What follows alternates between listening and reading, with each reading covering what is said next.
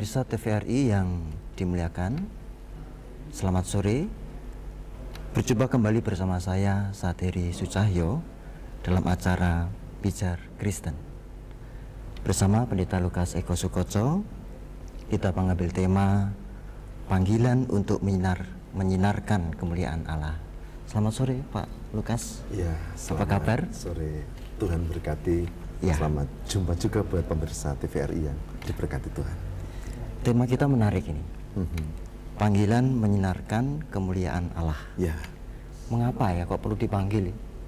Begini ya, ini dalam kehidupan kita sekarang, ya. Kita lihat ada banyak masalah di sekitar kita yang orang itu jadi kehilangan citra Tuhan, citra kemanusiaannya, dan manusia menjadi seperti kehilangan jati diri, identitas. Coba kita lihat saja ya, ada kasus banyak sekali kan, ada yang terakhir ini kopi maut itu. Oh, ya, yang ada cyanidanya. Iya.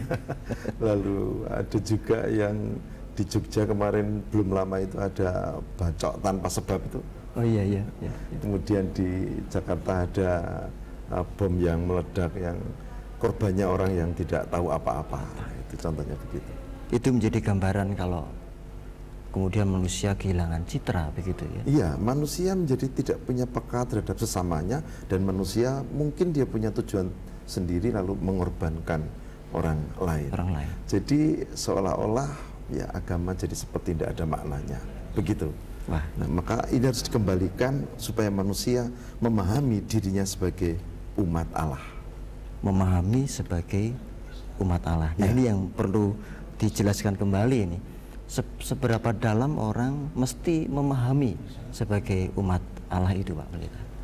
Manusia sebetulnya kan memang berbeda dengan makhluk lain. Dia memiliki roh yang diberikan Tuhan.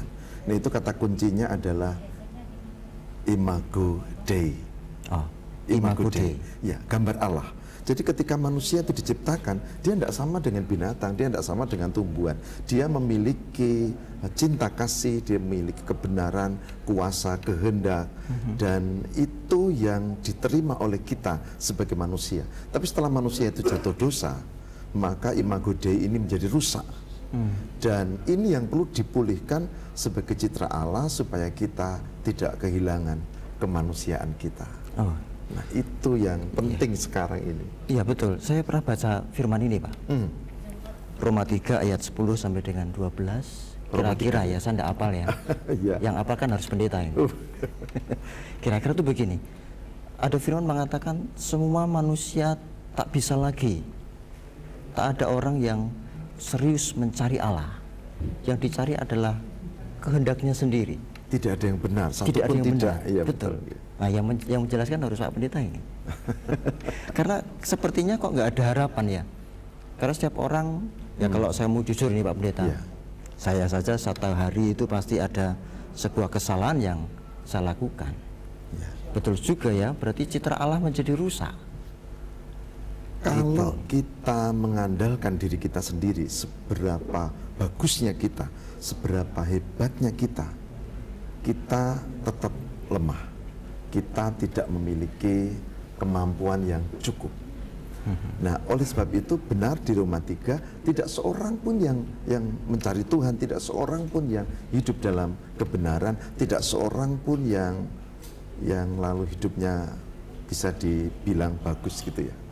Tetapi kalau kita mau kembali kepada Tuhan tanpa mengandalkan diri sendiri saja, tapi ada penyertaan Tuhan, nah itu baru bisa.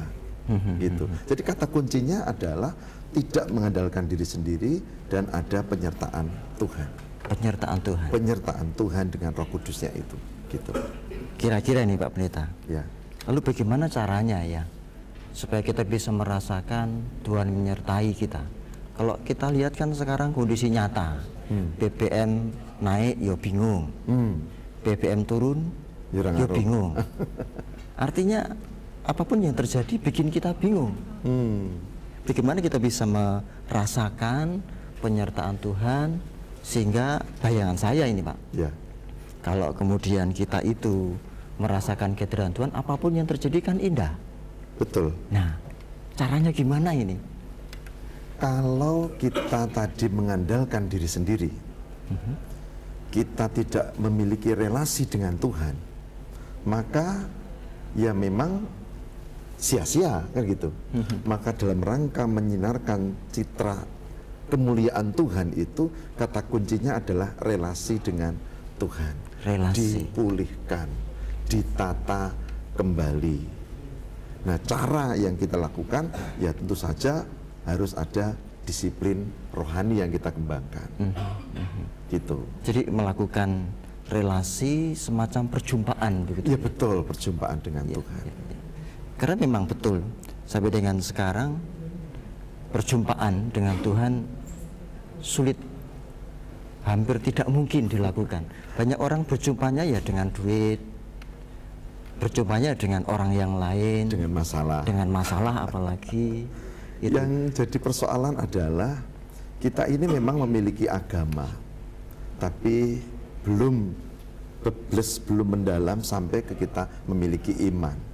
Logikanya orang yang beragama itu beriman, tetapi realitasnya orang yang beragama belum tentu beriman gitu. Kita lihat saja betapa banyak orang yang memiliki agama tapi tingkah kelakuan yang dipikir dan diperbuatnya itu jauh dari nilai-nilai agama itu sendiri. Iya, makanya relasi dengan Tuhan, cara beragama yang benar itu harus ditata. Kita harus punya kedisiplinan rohani, kita memiliki perjumpaan dengan Tuhan di dalam doa, bukan sekedar rutinitas. Itu. Bolehkah ya agama berarti di dalamnya ada kitab suci? Ya, betul. Ada hukum begitu ya. Kalau dalam Kekristenan hukum kasih.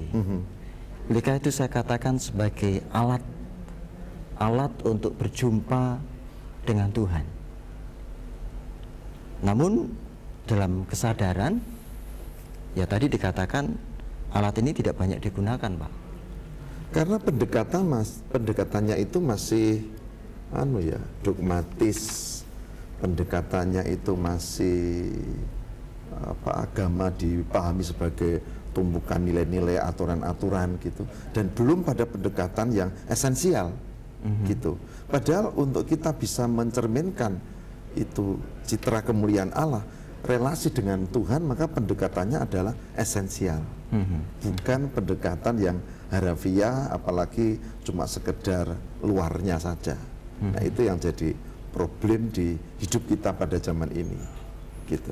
Sehingga kalau kita berdoa itu kan relasi dengan Tuhan sebetulnya. Tapi akhirnya doa itu cuma rentetan kata-kata saja yang dihafal, tapi tidak disertai dengan kesungguhan hati, ketulusan untuk berbicara dengan Tuhan. Nah, kalau doa cuma menjadi rentetan kata-kata yang tidak diikuti dengan kualitas iman yang benar, ya akhirnya jatuhnya tidak berjumpa dengan Tuhan. Gitu. Nah, ini soal doa, Pak. Kan kadang orang ada kesan jual beli begitu ya. Jual beli maksudnya? Ya, maksudnya gini, Tuhan saya minta ini dong gitu ya. Nanti saya persembahan. Nanti gitu. saya begini. Saya begini. Itu bagaimana? Yang itu ya. Yang ya. Ya itu sama jatuhnya tadi, tidak hanya harafiah, jatuhnya lalu menjadi perspektif manusia. Bukan perjumpaan. Bukan perjumpaan itu. Kalau doa itu sebenarnya relasi dengan Tuhan, ada perjumpaan. Kita boleh saja mengatakan memohon sesuatu, tetapi Tuhan yang memberi kepada kita, dan itu ada kepekaan untuk menerima kehendak Tuhan itu apa. Nah, itu menjadi doa yang benar. Kalau ini tadi kan cuma SMS itu. Nggak tahu dibuka apa enggak gitu ya. Searah gitu. Nggak komunikasi gitu. Nggak sampai juga mungkin ya. Ya gitu. Ya karena memang banyak yang seperti itu yang saya lihat, termasuk saya sendiri, Pak Pendeta. Gitu ya. Ya seringnya begitu, Tuhan saya minta ini dong, nanti saya kasih ini kan gitu.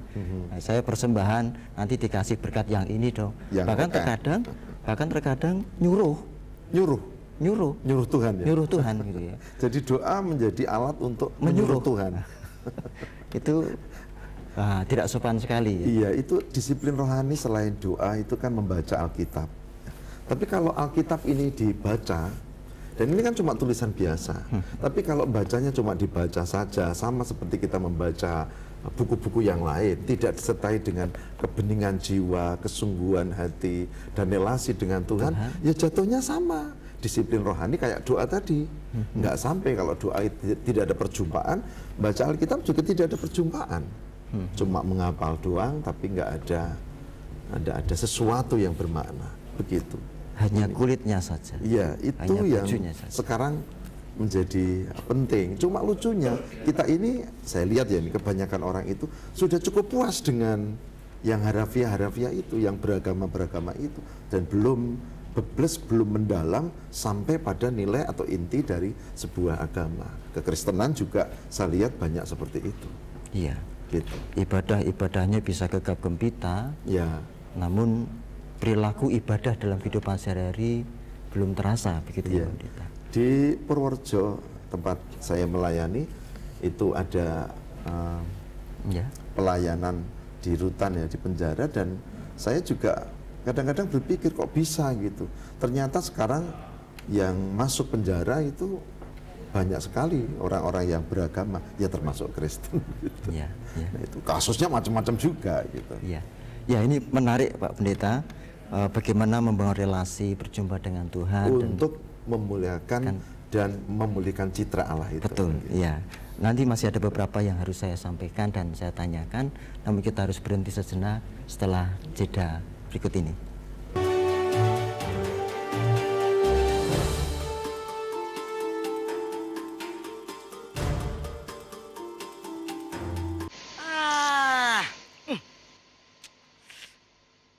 Gambarnya jangkrik. Ya, TV-nya masih analog ya? Ganti dong ke digital. Digital? Ya, digital. Tinggal install set-top box, gambar tajam, channel banyak, tanpa iuran bulanan. Hey, gimana? Bagus kan? Gambarnya jangkrik. Hah? Sambut era digital dan nikmati kesempurnaan gambarnya. Dipersembahkan oleh Ku yakin ku bisa wujudkan. Melalui tangan orang-orang seperti ini sebuah keindahan dapat tercipta. Inilah adik-adik yang cerdas dan terampil karena kami Bisa. Ku memang berbeda.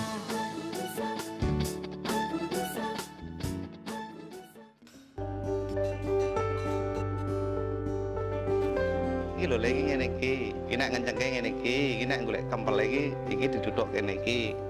Sinten malih ingkang badhe ngasatonaken menawi sanes kula lan panjenengan nggih namung wonten ing Jawa Dwipa.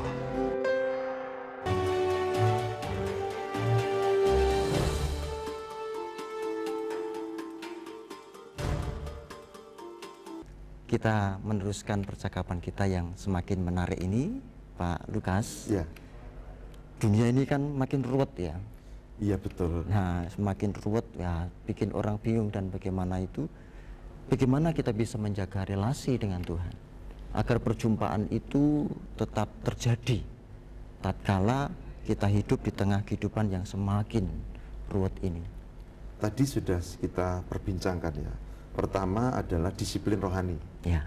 Ibaratnya kalau anak sekolah, kalau disiplin ya kita masuk sekolah, dia melakukan tugas yang dikasih gurunya atau dosennya, kemudian dia juga harus belajar, membaca buku dan seterusnya. Disiplin rohani tadi sudah kita bahas, bagaimana kita membaca Alkitab, kita berdoa dan seterusnya.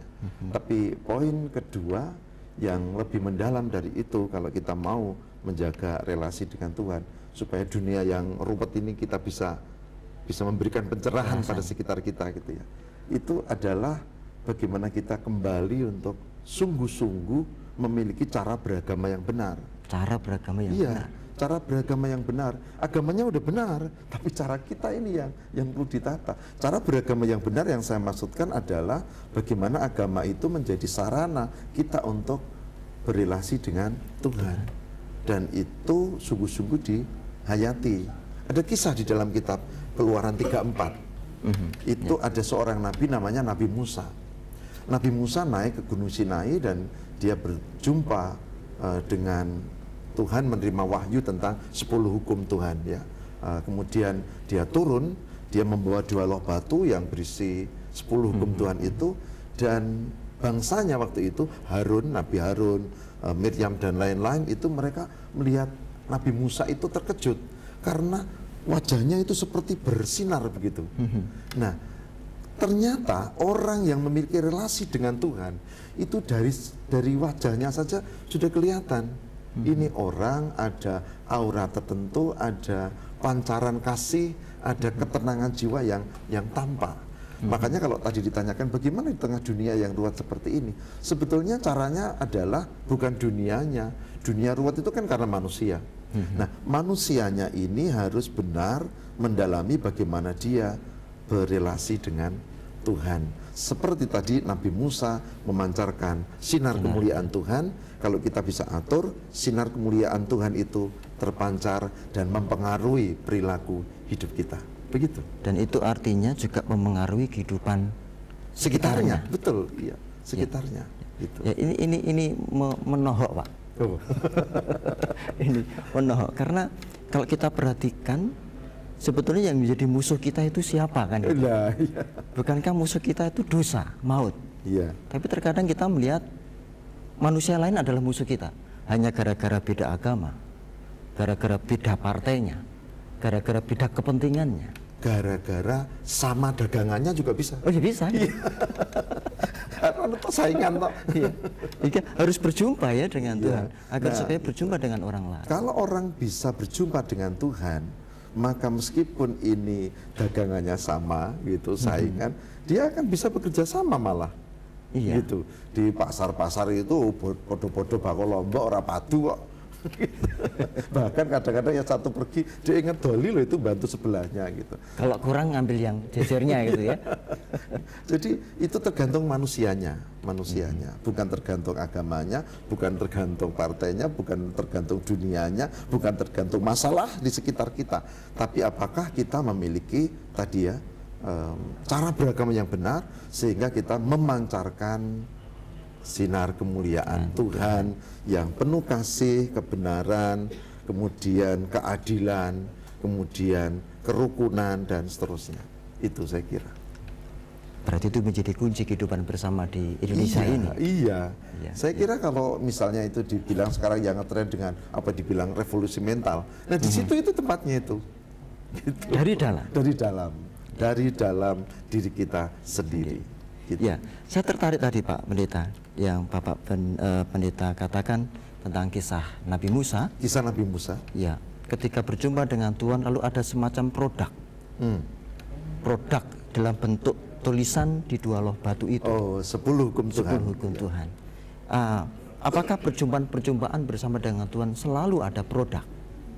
Atau hanya ya berjumpa sajalah, kan di gereja, di tempat ibadah lain, masjid ataupun yang penting ibadah berrelasi dengan Tuhan saja. Perlukah ada produk yang bisa mencerahkan orang lain atau apa? Memancarkan sinar kemuliaan Tuhan itu berarti ada produk. Karena orang lain lihat tadi kan. Nah, produk memang tidak harus dalam bentuk tadi dua loh batu yang rafiah, tetapi bisa juga di dalam sebuah relasi kebenaran di mana kita menolong orang yang perlu kita tolong. Gitu. Sekitar kita, tetangga kita, bahkan mungkin orang yang ada di rumah kita yang perlu. Jadi akan menjadi jelas orang yang memiliki relasi dengan Tuhan, ya. Dilihat dari bagaimana dia berrelasi dengan bagaimana dia hidup.